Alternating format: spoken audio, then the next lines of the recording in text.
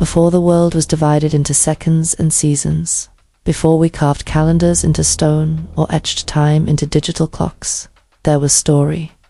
Not written, not spoken, just felt, passed from one pair of eyes to another, carried in the shape of a gesture, a rhythm, a painting scratched into a cave wall. This was not entertainment.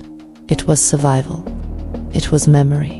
It was the earliest form of meaning in a world too wide and wild to understand. Long before we learned to keep track of time, we tried to keep track of ourselves. And to do that, we told stories. The first fire wasn't made just for warmth or cooking. It was a gathering place, a stage, a circle where someone, perhaps old, perhaps young, perhaps trembling with awe, began to speak, or hum, or mimic the sound of thunder crashing through the hills. And everyone else leaned closer, because something in the flicker of that flame matched the flicker in their minds, the part that wanted to know why. Why the stars moved, why people died, why the wind sometimes whispered and sometimes howled. And the story didn't need to be accurate. It just needed to feel true. That's the secret most people forget. Stories were never about facts. They were about feeling. And feelings, unlike facts, know how to survive across generations. Even now, if you listen closely, the modern world is still telling ancient stories. They've just changed clothes. We scroll through screens instead of sitting around fires, but we're still looking for heroes, still fearing monsters, still begging the sky for signs. The myth never went away.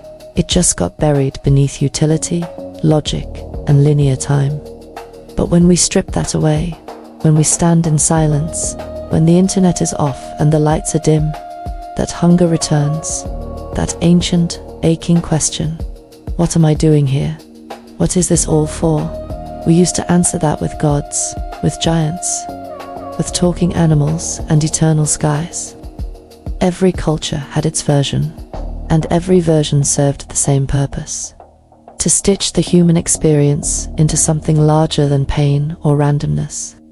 In other words, story gave us shape, not just as a species, but as souls.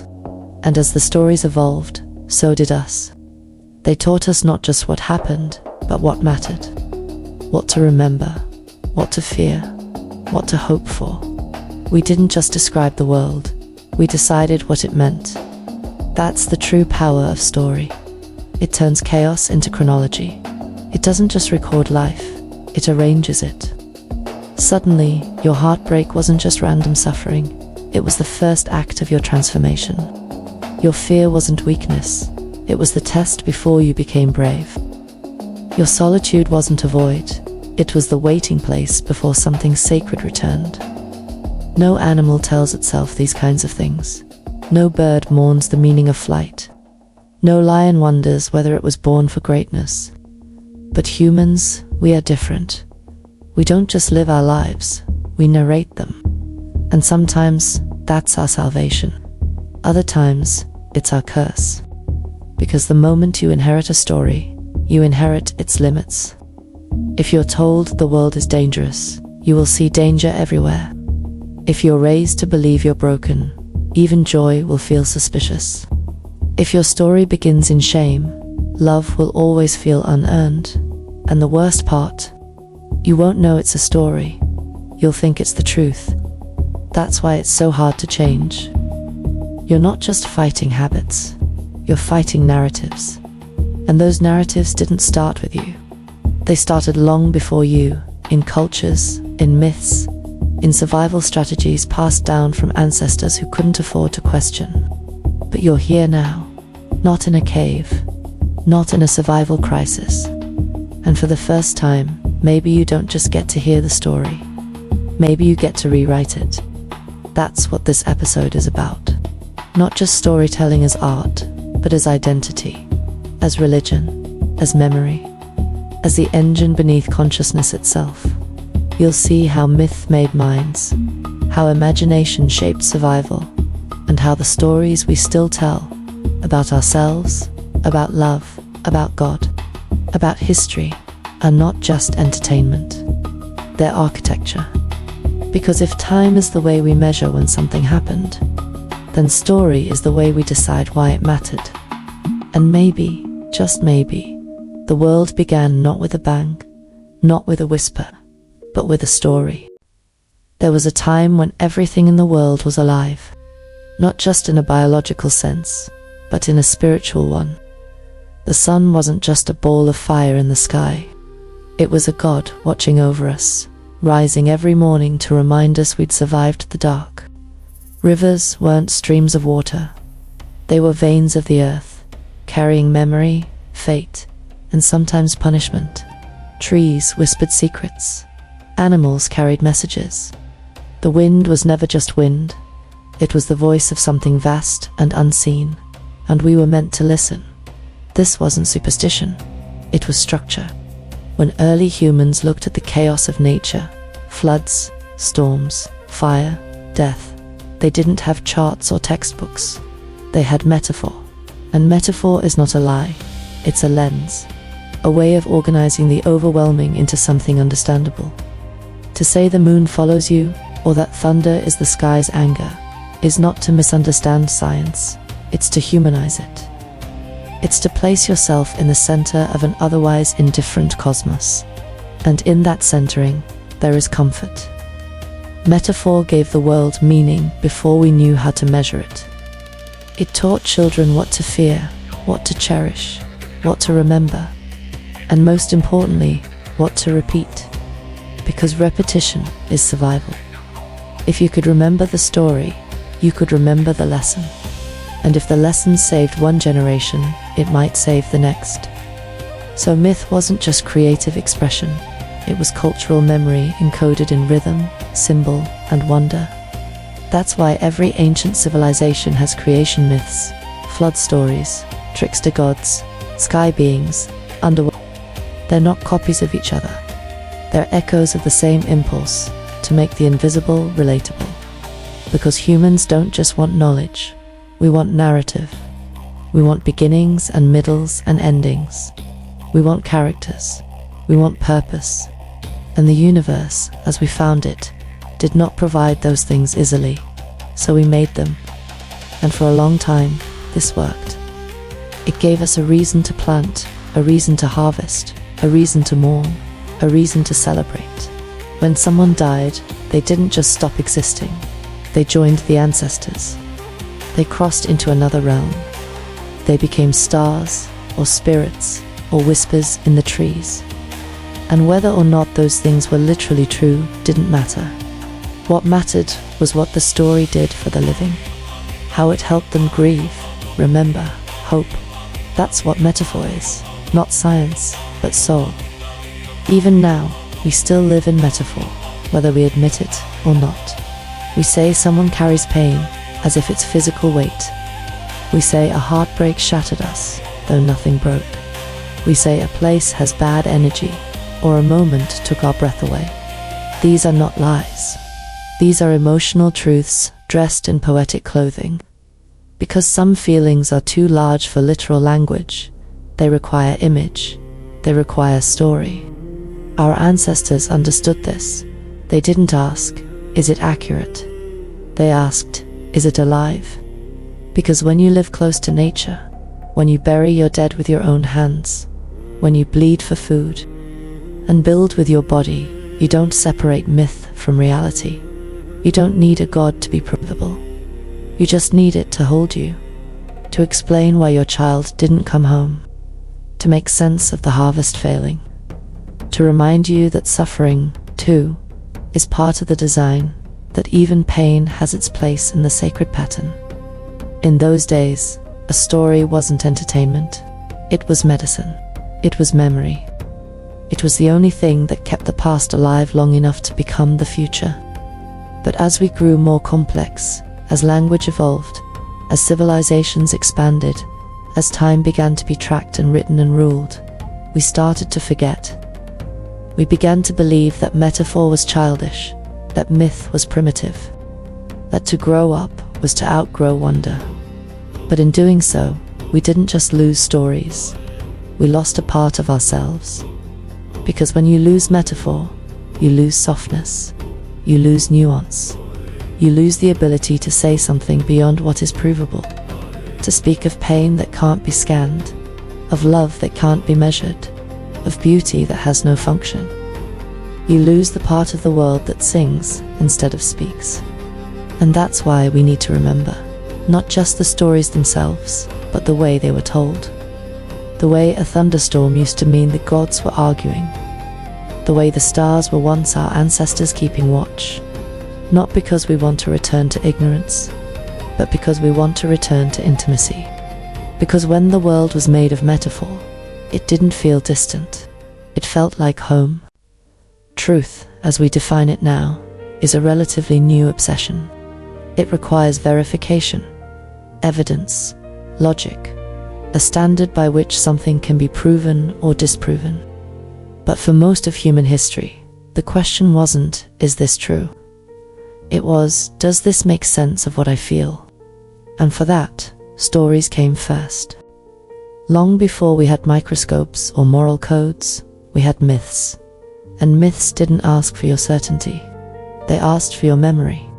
They asked you to pass them on, to children, to strangers, to lovers before sleep.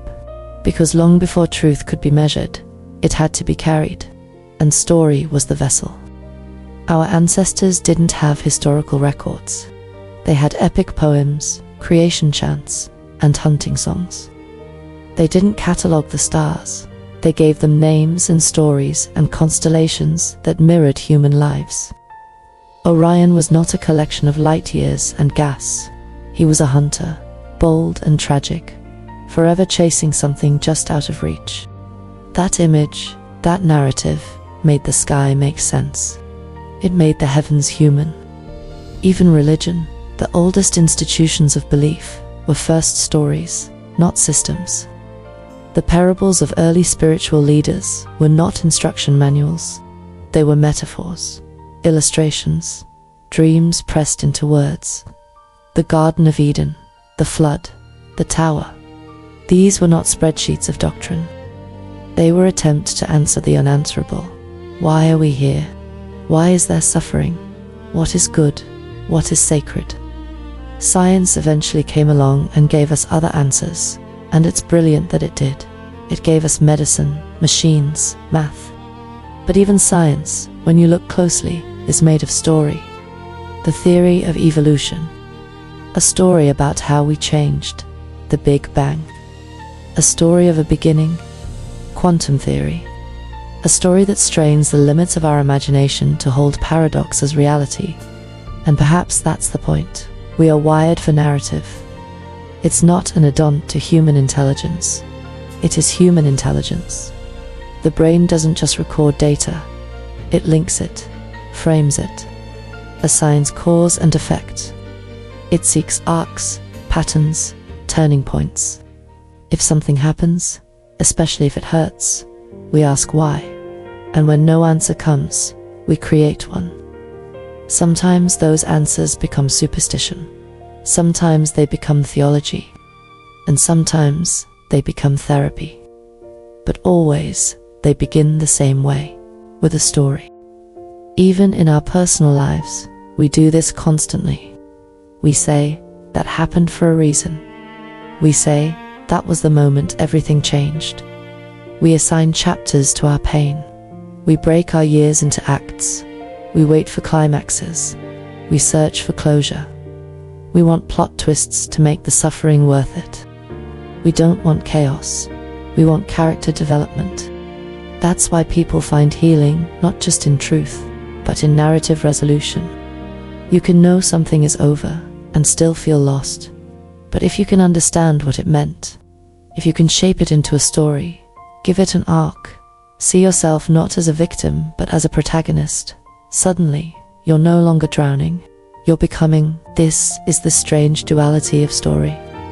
It's older than truth, but sometimes it leads us to it. Because in the end, truth without meaning is just data. But story transforms. It dignifies pain. It stretches time. It allows people to become more than their worst day. And maybe that's the point. Maybe we invented story to survive, but we kept it to remember who we are. We are not spreadsheets. We are not evidence. We are not timelines and facts. We are narratives, stitched from grief and hope and half-remembered dreams.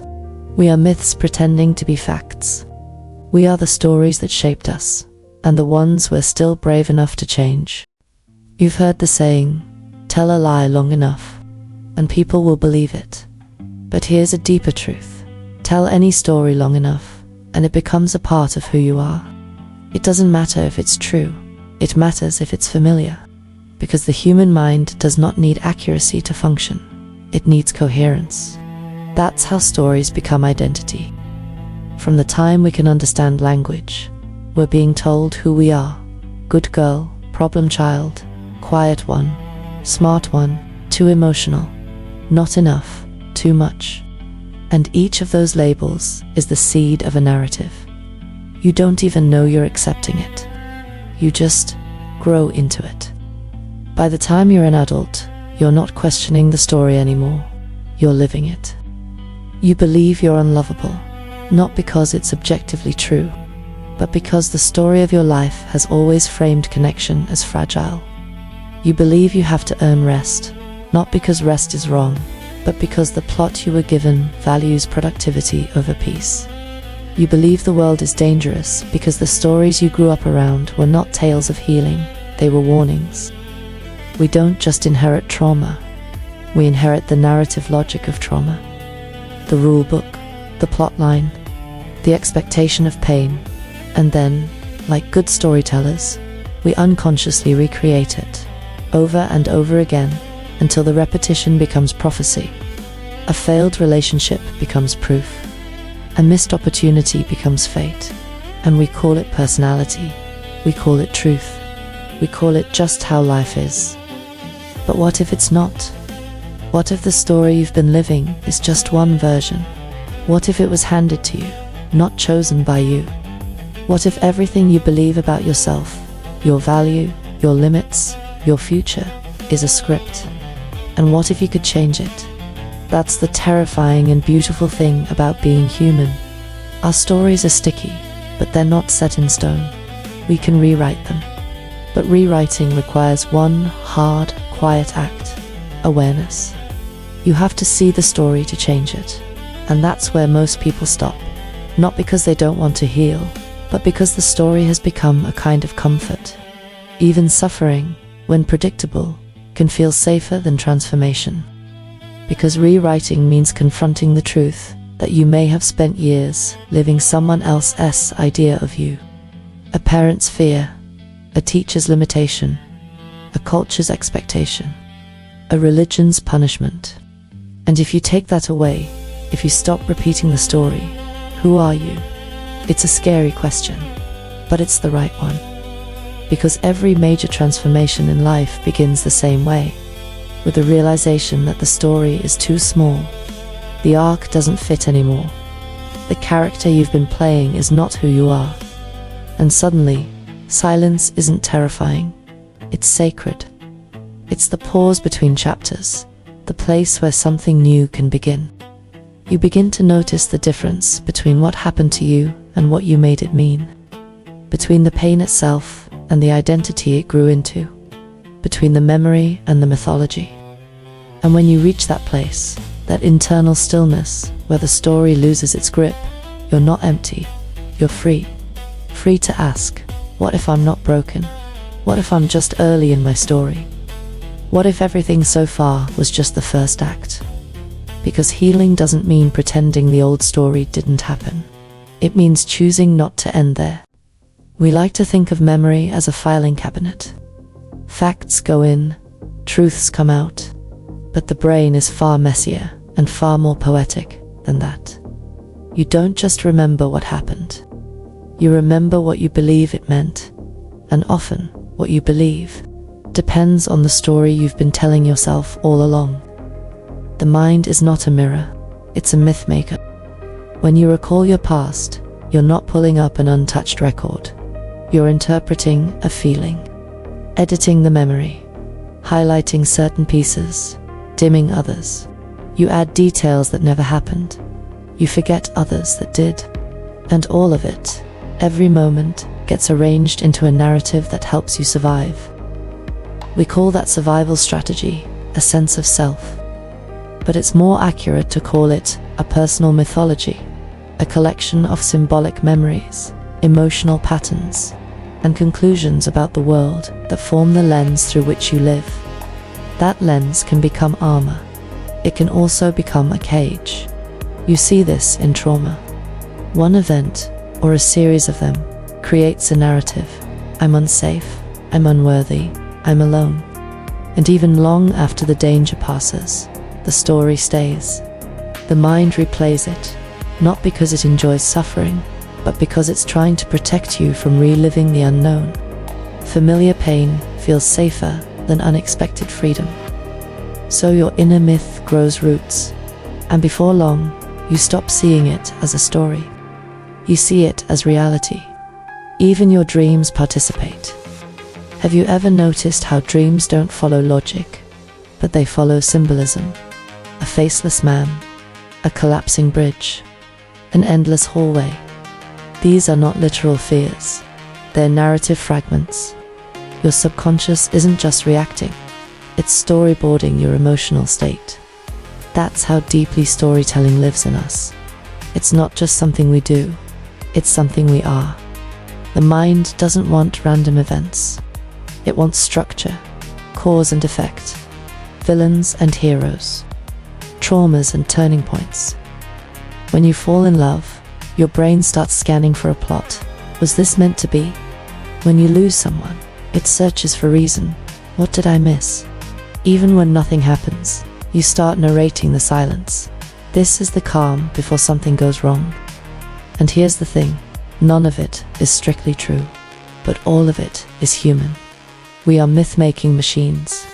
We project meaning onto lovers, cities, careers, even objects. A necklace isn't a trinket, it's a memory. A song isn't noise, it's a timestamp. A place isn't coordinates, it's an echo of who you were when you last stood there. The brain doesn't just process, it poetizes. This is why healing often begins not in the body, but in the story you tell about the body. Why success doesn't feel real until you can make it fit your arc. Why grief lingers until you assign it meaning. It's not enough to know what happened. You need to know why it matters. And sometimes, especially when the world doesn't give us clean endings, we have to make our own. This doesn't mean living in fantasy. It means recognizing that every human life is lived inside a narrative. The difference between growth and stagnation isn't what happened. It's whether you let the story end there. We talk about changing our lives as if it's a logistical process. But often, the real shift happens in silence, when you stop telling the same story. When you look at an old wound and whisper, "This doesn't define me anymore." When you take the pen back, because the most dangerous stories are the ones you don't realize you're telling, and the most sacred act you'll ever perform is rewriting your own myth.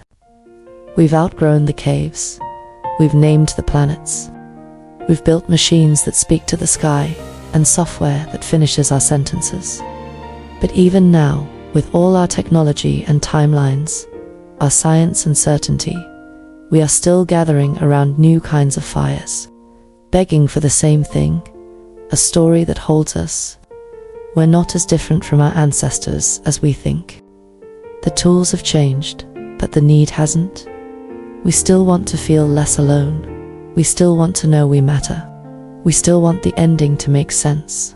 And so, even now, in podcasts, in films, in novels, in silent journals at 2 a.m., we reach for language. We search for shape. We look at the scattered pieces of our lives and ask, what does this mean? And it's in that question that we're saved. Because the moment you ask what something means, you've already refused to let it be meaningless. That's hope, not delusion, not denial, but hope in its oldest, purest form. Not the expectation that things will get better, but the decision to keep narrating anyway. Some stories are medicine, some are warnings, some are prayers in disguise, and some, the best ones, are mirrors. They don't teach you anything new. They just remind you of what you already knew, long before anyone told you who to be. That grief needs a name, that love needs a voice, that survival isn't the same as living, and that sometimes the only way to truly begin again is to retell what ended. This is why story still matters, why it still saves us. Because when a stranger's story cracks open your chest, when a sentence explains your silence better than you ever could, when a character you'll never meet makes you feel seen, that's not coincidence. That's connection. That's the human soul remembering itself. And maybe, in the end, that's all life ever really is. A long story, told in different voices, through different faces. Trying again and again to say the same thing. You're not alone, you've never been alone, and you're still becoming. So tell your story, even if your voice shakes. Write the new ending, even if the middle made you bleed, because before time, before rules, before loss, there was story, and there still is.